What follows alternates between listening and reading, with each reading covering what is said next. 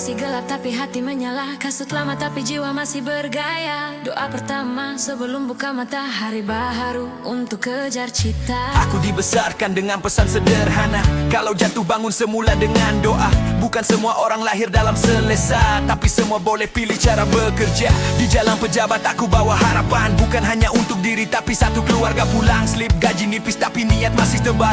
Aku tulis azam dalam hati yang kekal. Orang kata mimpi aku terlalu tinggi, tapi aku pandang langit dan senyum kembali. Kalau batas dunia hanya sampai sini, aku minta Tuhan buka lagi ruang rezeki. Bila penat datang aku ingat janji, bila orang pandang rendah aku jalan lagi. Bila hati rasa lemah aku sujud sunyi, biar Tuhan saja yang tahu isi hati.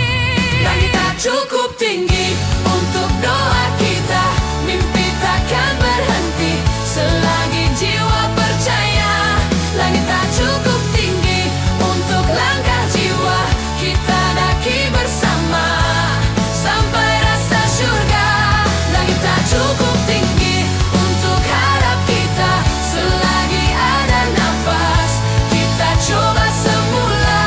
Langit tak cukup tinggi untuk cinta jiwa, kita daki bersama sampai rasa surga. Aku lihat kawan hampir putus asa, pinjam rasa kuat dan kongsi sama-sama. Di meja kopi kami cerita problema, tapi hujung bicara kami kembali pada doa. Kerja berlapis, tugasan menekan, bos bertanya, angka mesti menawan dalam tekanan. Aku cari ketenangan, ingat bahawa rezeki di tangan Tuhan. Kalau hari ini hanya nampak gagal, esok mungkin hari pintu baru terbuka halal. Aku tak mahu berhenti hanya kerana resah, selagi nyawa ada usaha tetap berarah. Bila penat datang aku ingat janji, bila orang pandang rendah aku jalan lagi.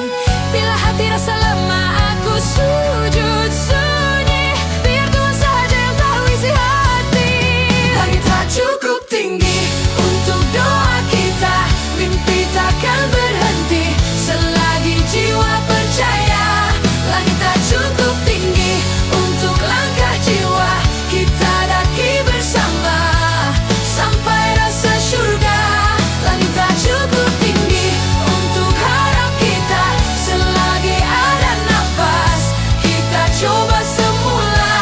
Langit tak cukup tinggi untuk cinta jiwa, kita daki bersama sampai rasa surga. Jika suatu hari rasa mahu mengalah, ingat berapa jauh kita sudah melangkah. Setiap air mata jadi saksi tabah, setiap luka lama jadi hikmah indah. Aku tulis mimpi di kertas biasa, biar nampak kecil tapi maknanya besar di jiwa. Satu persatu aku tanda bila berjaya, supaya aku kenang jalan susah suatu masa.